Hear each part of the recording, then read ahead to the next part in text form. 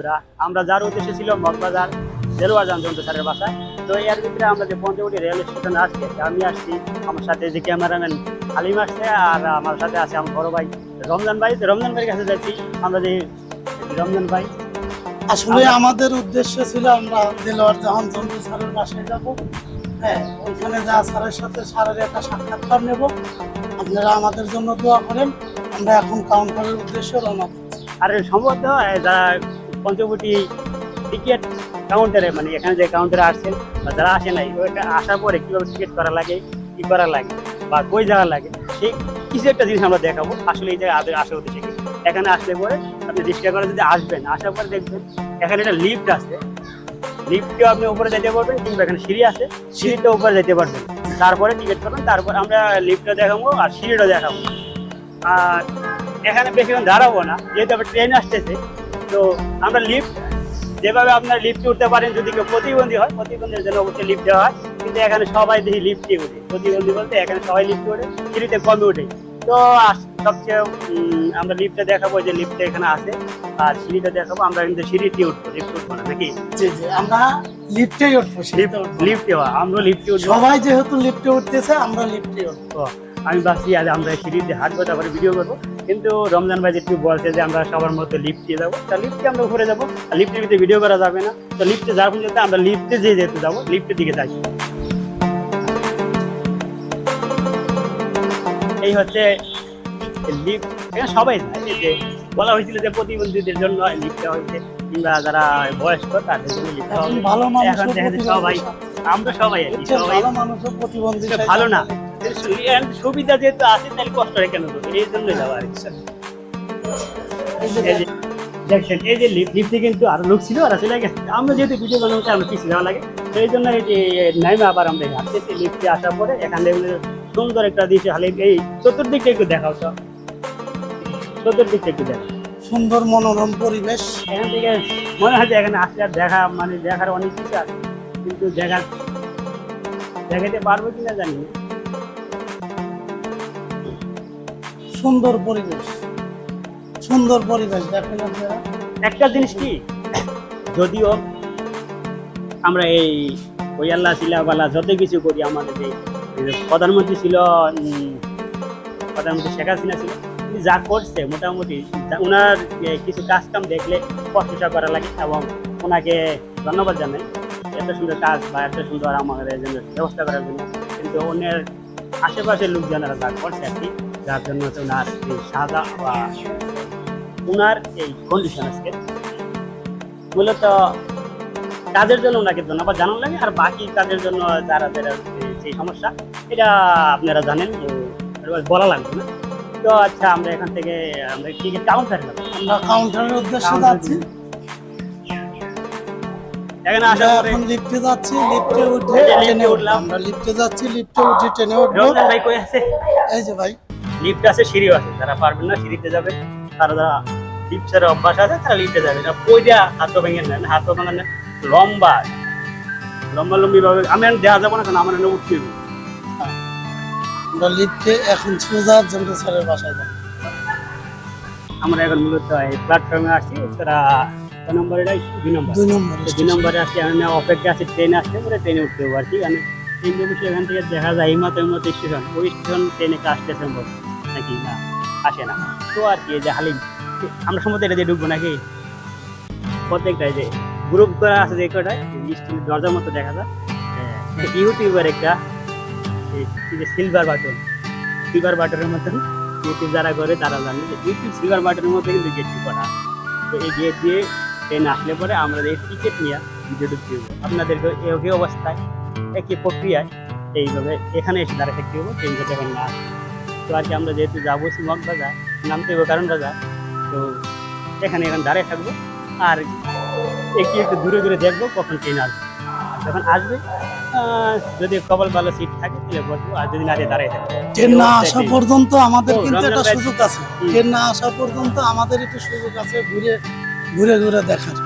আপনি চাইলে আপনি ঘুরে দেখতে পারবেন, কোনো অসুবিধা নেই। ট্রেন আসলে কিন্তু সেই সুযোগটা থাকবে না। স্টেশনে আমরা ঘুরিয়া দেখা লাগবে তার জন্য ক্যামেরা ঘুরাইলে সবাই দেখতে পাবো। ক্যামেরা ঘুরাও, ঘুরে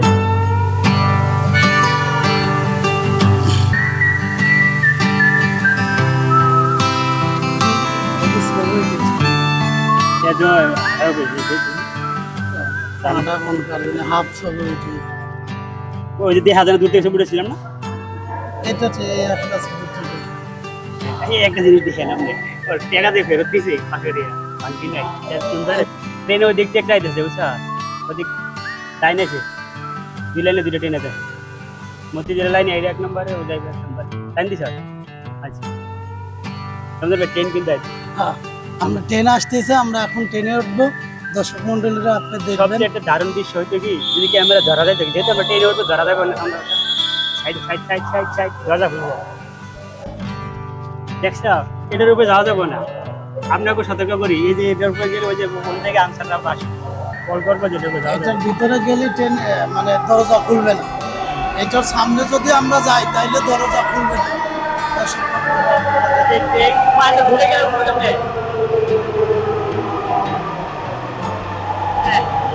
জায়গাই নাই, তো আমাদেরকে দাঁড়া যাইতে হবে। ট্রেনের যে অবস্থা এটা দেখা যায়, ট্রেনের যে অবস্থা কিন্তু সিট পাবো না, সিট নাই, আমাদের দাঁড়া যাইতে হবে। এটা বরাবর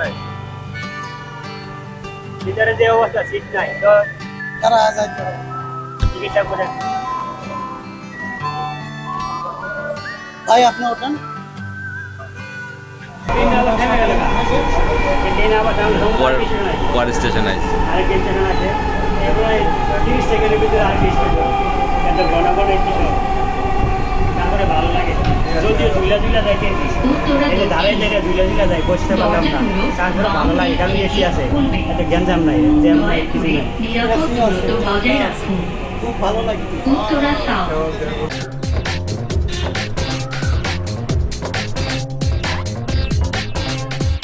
London, UK down to road, Italy over waters, fly over sea.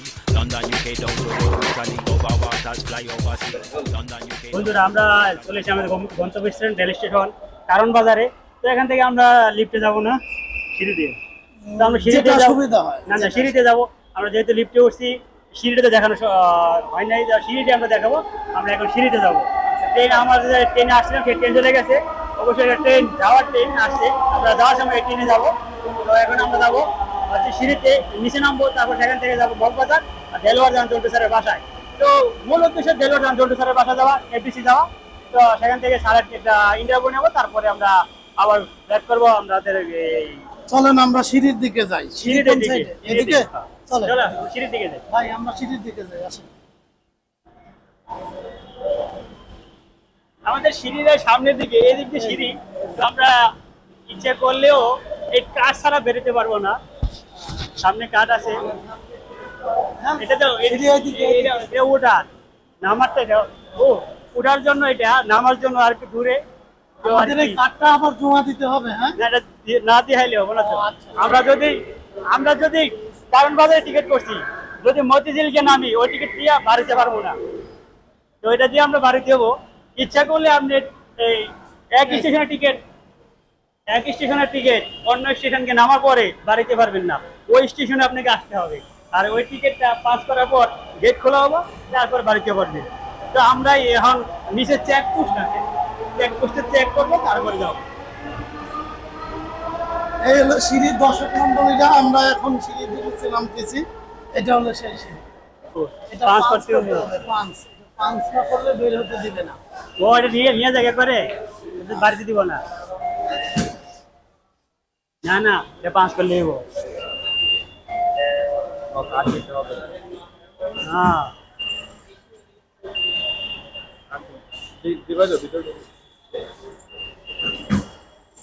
ও আমার কার্ডটা কে দিছে,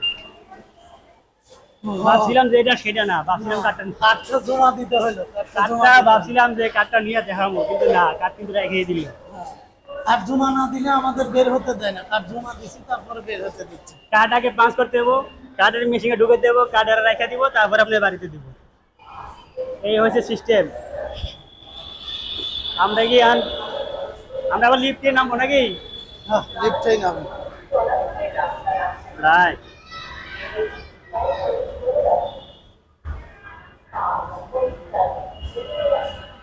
হাই, এই যে রমজান ভাই আমার এনে, আর ওই যে হালিম পিছনে, যেতে ক্যামেরার পিছনে, তার নামটা না বলে না বললেই নয়, উনি মন খারাপ করতে মন পারেন। খারাপ করবো, পরে বলবো যে আমি ছিলাম না, তাই বলে কি আমার নামটা নিয়ে গেছে না। আমাদের হালিম ভাই, চলে আসো, চলে আসো, হালিম ভাই আসেন, আসেন। আসো আসো আসো। আমরা এই আমরা এখন বের হব, হ্যাঁ? আমরা এদিক দিয়ে বাইরু। এদিক দিয়ে বের হয়ে মগবাজার।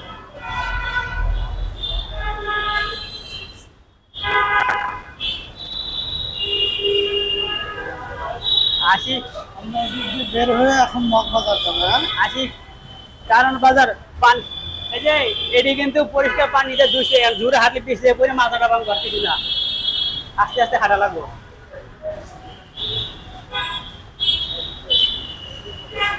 এই যে যমুনা কি ম্যাম?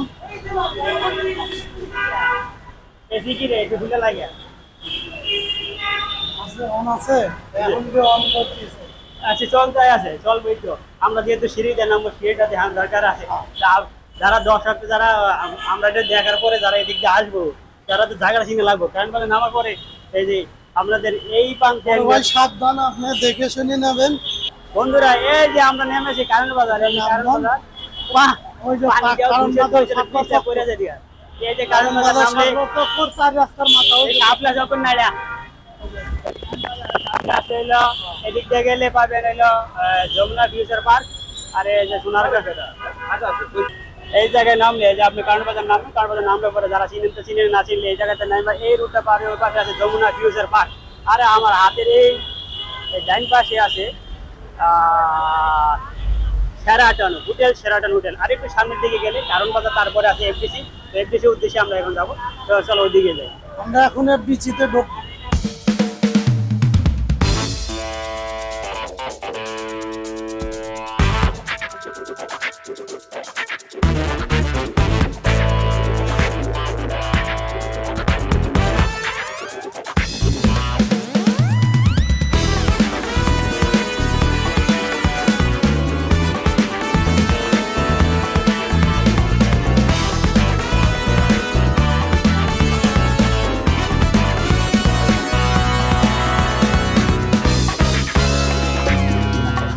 রমজান ভাই, আমরা অবশেষে মগবাজার, দেখেন রেল গেট ধরে আমরা হাঁটবো, যেহেতু আমরা রিস্কে চাইলে পারতাম বাসার ভিতরে, বাসার সামনে নামা যেত, জন্ডুসারের বাসার সামনে যা নামা যেত, কিন্তু আমরা একটু এই দেখানোর জন্য, আপনাদের দেখানোর জন্য আর আমাদের ভিডিও বানানোর জন্য মূল উদ্দেশ্য আমরা রেল লাইন ধরে এখন হাঁটবো। আমি আর রমজান ভাই রেল লাইন ধরে হাঁটছি, আর সামনের দিকে, সামনে বেশি দূরে না।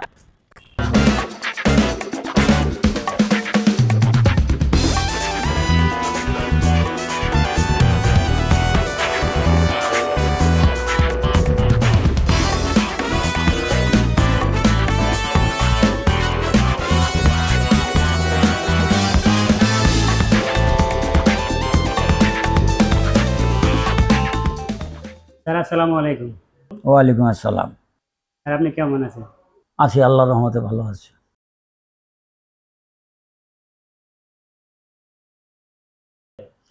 চলচ্চিত্র শুরু হচ্ছে গিয়া যে এটা কিভাবে আসছে সেটা বলে তো অনেকক্ষণ লাগবে।